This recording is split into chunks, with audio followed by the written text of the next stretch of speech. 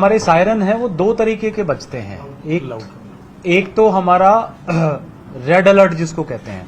तो जैसे ही हमारे पास एयर रेड की वार्निंग आती है एयरफोर्स स्टेशन से, तो हम रेड अलर्ट जारी करते हैं। ये जो सायरन है ये अप एंड डाउन पिच होती है इसकी, आपने देखी होगी। एक बार वो तेज जाता है, फिर नीचे 4 सेकंड तेज जाता है, 4 सेकंड नीचे आता है, फिर ऊपर, फिर नीचे।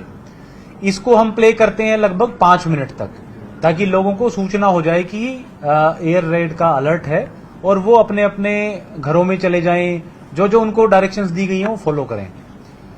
उसके बाद वो 5 मिनट बजने के बाद वो बंद हो जाता है सायरन। उसके बाद जब एयर रेड का खतरा टल जाता है और जो फाइटर प्लेन्स हैं या वो यहां से दूर चले जाते हैं, तो हम एक ग्रीन अलर्ट प्ले करते हैं 1 मिनट का।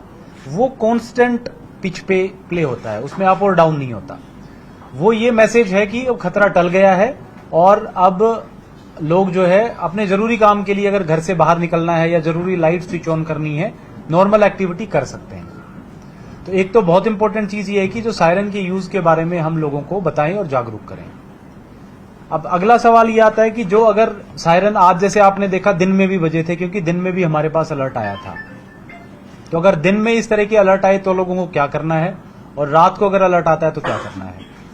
अगर आपके पास रात को अलर्ट आता है तो सबसे पहले आपको अपनी लाइट्स जो है वो तुरंत स्विच ऑफ कर देनी है, ताकि लाइट स्विच ऑफ करने का लॉजिक ये है कि आपकी जो लोकेशन है, आपके बारे में जानकारी एनिमी प्लेन्स को ना पता चले।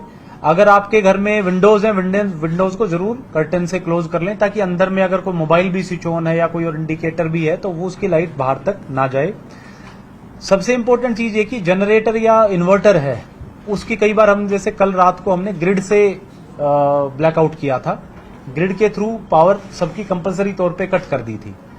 तो जो आपके इन्वर्टर्स हैं वो ऑटोमेटिकली स्विच ऑन होते हैं जब, या जेनसेट्स हैं वो ऑटोमेटिकली स्विच ऑन हो जाते हैं, तो उन पे भी नियंत्रण रखें, कंट्रोल रखें और उनके जरिए भी लाइट्स को कंट्रोल करें।